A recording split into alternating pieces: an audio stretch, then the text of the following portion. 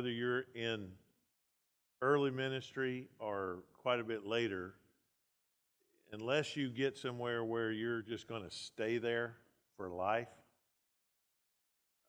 dealing with a search committee is something you probably do. I'm going to say, if you're typical, at least 4 times in your ministry, and hopefully not more than that, but a lot of guys do it more than that. Let me say at the outset, I think your goal in ministry is to get where you think God can use you and where you can serve Him, and to stay there as long as you can. I think that should be your great desire. I don't want to lay a false guilt trip on you and say that if that doesn't happen, you've somehow failed. Maybe you have. That's always a possibility. I mean, you can blow it. You can fail on your own. But sometimes there are things that are beyond your control. There are churches the Apostle Paul couldn't successfully pastor. I mean, just read his letters. And he's sometimes throwing up his hands in disgust, like, what has happened to you guys? How can you not know this? And the way they're treating him. So if Paul got mistreated, if Paul was questioned, I'm pretty sure Herschel York is going to be, and you're going to be. So though it should be your goal to plant your life and stay there, sometimes on the way to that place, it's going to take you a while. So let me give you a piece of advice here. There are churches that will talk to you about coming and serving there. If you look at that church's history, you're probably not going to be different than the cycle they're used to. So if you look at this church, they've had a different pastor every 2 to 3 years. Guess how long they think you're going to be there? They're expecting you to be there every 2 or 3 years. So I don't include what we call the typical seminary church in this. If a church is within, let's say, a 90-mile radius of Southern Seminary, and their history has been they call seminary students to be their pastor, and when that seminary student graduates and he gets a call to a bigger church that pays him a full salary somewhere else, he goes. They're not upset by it. They don't think he did them dirty. They know who they are. They know who he is. And if they call you, that's pretty much what they're expecting. Now, I know you're going to be super spiritual, and you're going to say things like, now, if this is where God wants me to stay the rest of my life, I'll do that. Just save everybody the breath, man. Don't even say it. It's not going to happen. It hadn't happened before you. And yeah, we all know you're willing, but the reality is that's not what they want. It's not even what they want. They want a guy to come in and leave. And that's going to happen. So if that church can't pay you a living wage enough to raise your family on and build up some retirement with, that's not your place. That's a training ground. Now, let me give you my advice about those kinds of churches. You ready for this? This is profound, and it will save you a lot of heartache and headache if you'll just do what I'm telling you. If you accept a church like that and you go there, I want you to have no expectations of them. Lower your expectations of the church. In fact, by lower them, I mean don't have any. Don't expect them to understand Reformed doctrine and multiple elders and all that stuff. Just forget it. Just don't go there. Don't think that you're going to change them. You're not going to change them. So have no expectations of them. Make all your expectations about you. So your goal in going there is you are going to preach well. You're going to hone your craft. You're going to learn how to preach well. You're going to do your best to win folks to Jesus and to baptize them and to disciple them. And you're going to learn to love those people. Quirky as they are, Their attitude is, hey, preacher, I was here when you came. I'll be here when you leave. Don't mess up too much while you're here. That's their attitude. That's okay. You're going to love them just like that. When they're sick, you're going to visit them. You're going to preach funerals when they die. You're going to be a faithful shepherd, but all your expectations are about your performance and what you do, and you're really going to use that experience to up your game. And you're not going to get disappointed by them. And though they've got that deacon who's been married 4 times, you're not going to make it your goal to get rid of that deacon. Just don't do it. Trust me on this. Do not do it. You're not going to be there long enough to do it. And if you pull it off, you're not there to clean up the mess you made. Right? You're gonna make the mess and then leave, and then all you've done is make them go, we're not getting any more of those seminary students. So now you've ruined it for anybody else to get that training ground while they're in seminary. So see it for what it is, be honest about what it is, take away your expectations of them, make them all about you, honing your craft, loving the people, learning to be a shepherd. And if you'll do that, man, God will bless you. You will learn so much, and you'll be amazed how much those people will grow and things will change without you even trying to change it. But if you go in there and your attitude is, okay, I've been to seminary and I've learned what you folks are doing wrong, you're going to be crossways with them from the beginning. It's going to be an unpleasant experience for everybody. Just don't do it. And I'll tell you, people sniff arrogance. They know when you think you know more than they do. But if you just go in there with humility and gratitude, I am so thankful to you for letting me be your pastor. I'm going to do my best to preach well. I promise you this, you're never going to get up on Sunday morning and have to say, you think you'll preach from the Bible today? My goal is every week I'm going to feed you well. I'm going to work hard to preach well. When you're sick, I want to know about it so I can come pray with you. If you have a need, I want to be able to come pray with you. Now look, if you're pastoring a church with 35, 40 people, that's not going to take a lot of time. It's really not. You can do those things. And if you'll put it on the line for them and say, here's what I want to do. You don't tell them all the stuff you want from them. You just talk about what you're going to do. God will bless that. They'll love you for it. They'll follow you more than you think they will. But if you go in there with an attitude, I know I'm from the seminary. I know how to straighten you folks out, buddy. They are going to be resistant to you. In a church like that, there's always a guy who has the clout. Pastors have come and gone. But there's typically at least one guy or one family that they are the constant. They've been there all along. And you've got to influence the influencer.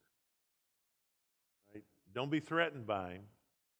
Don't challenge him. Don't try and convince people they should listen to you and not him. Befriend that guy. Be his best buddy. Go out to his farm and walk around with him. Ask him if he needs help hoeing tobacco or whatever it is he's doing. And just go hang out with the guy. And you know what? You'll be amazed what you can accomplish. But if you're getting into a tug of war with him, you'll lose. Because pastors have come and gone. That guy's been there a long time. He was probably the number one giver in the church. He's probably got more influence than anybody. And so you'll just fail. But if you just befriend him, love on him, shepherd him, learn to go out and say, hey, Claude, have you noticed the carpet at church? Well, I have, preacher. Yeah, it's sort of getting worn out. Yeah, I was just thinking, man, that sort of looks bad if visitors come. I know it's no big deal for us. We're all used to it. But a visitor comes and sees that, it sort of looks bad. What do you think? Well, you're right. I think I'll bring that up next business meeting. We need to get new carpet. That's a great idea. Why don't you do that? Now, you see, you're just influencing the influencer. You're still getting it, but you're not having to look like the leader. Sometimes you have to learn to lead from behind.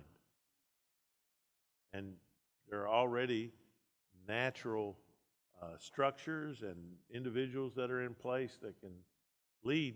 You just got to influence them. And look, if you're not threatened and you will give credit to people, you can get about anything done. You reproduce what you honor.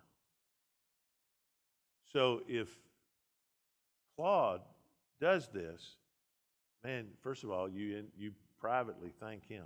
Hey, Claude, thank you so much for doing that. Man, that's just, to have a layman like you in the church that just leads so well and so trustworthy, man, I'm just so grateful.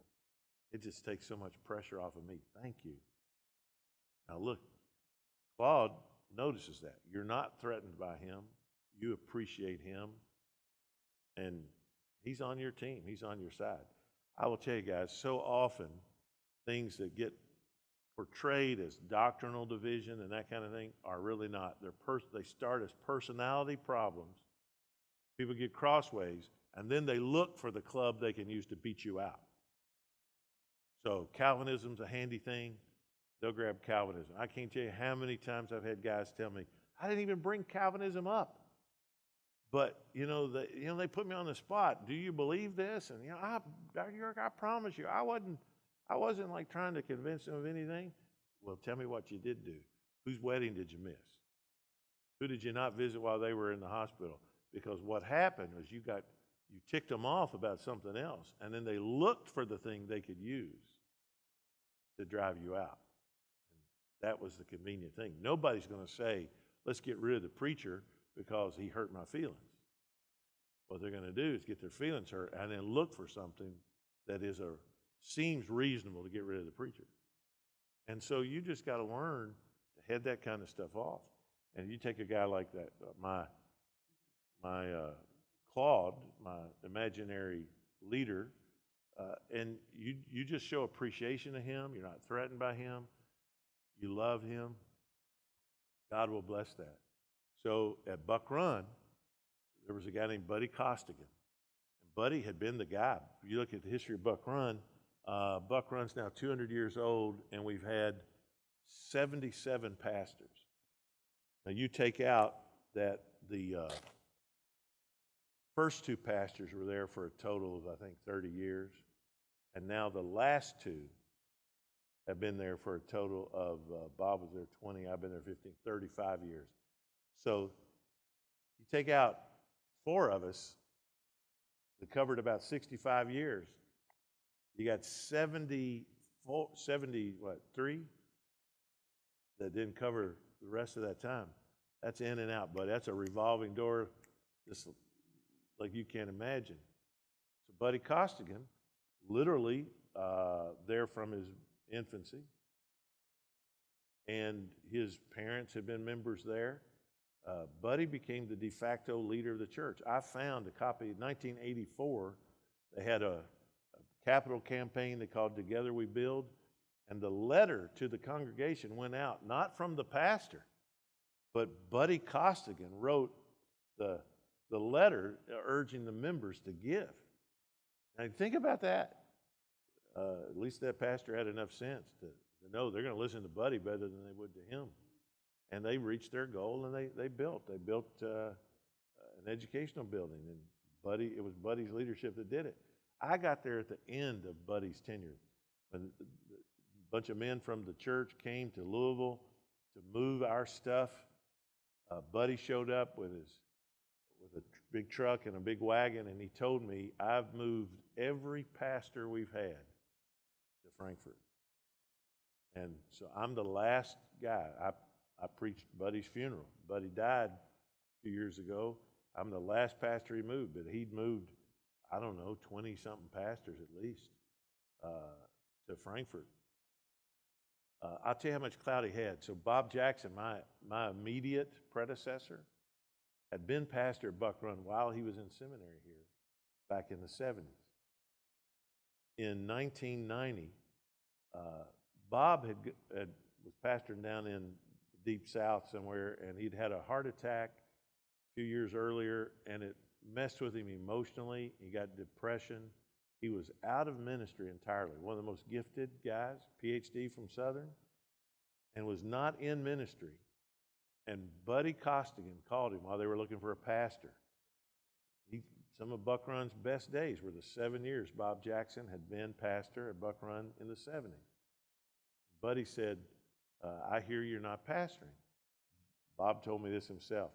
Bob said, you know, Buddy, I've just had such a struggle with depression, and I don't know that I'm fit to pastor anywhere right now. And Buddy said, well, Bob, if you'll take a chance on us, we'll take a chance on you.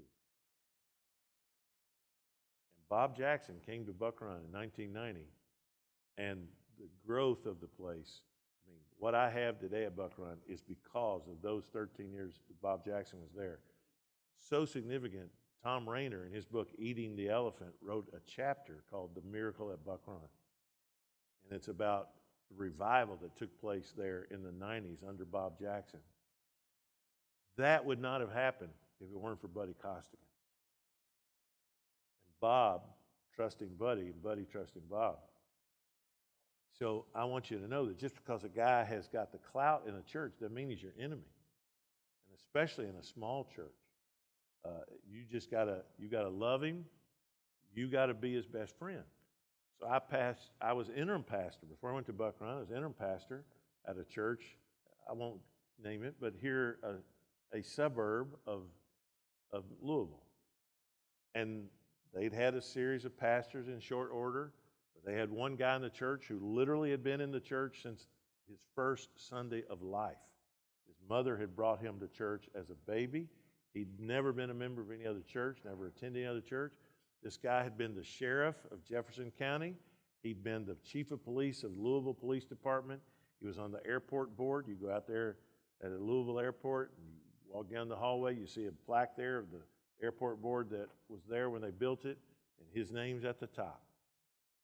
This guy was Mr. Louisville. He was known by everybody in the city, really most people in the state.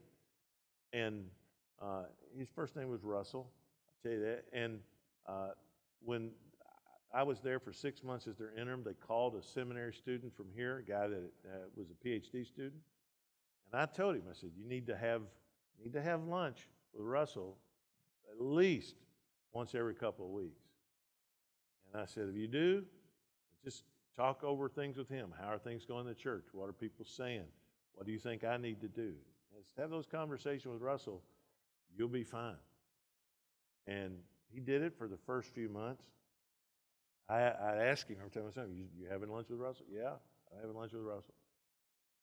A few months later, I saw him. He said, well, you know, no, I'm not doing that anymore. He said, I'm having our youth pastor do it. I said, I don't know if that's a good move. Next thing I knew, the youth pastor was the pastor. So I'm just telling you, it matters. And it wasn't as bald a power move as that makes it sound, but I will say it's just the way things shook out. So you need to use, this is just the wisdom of leadership. Who are the influencers? I need to influence the influencers. And so you go to a small church, you need to identify them, get them on your side, love on them, preach well, visit the sick, win folks to Jesus. Be faithful, like your expectations about you, not about them.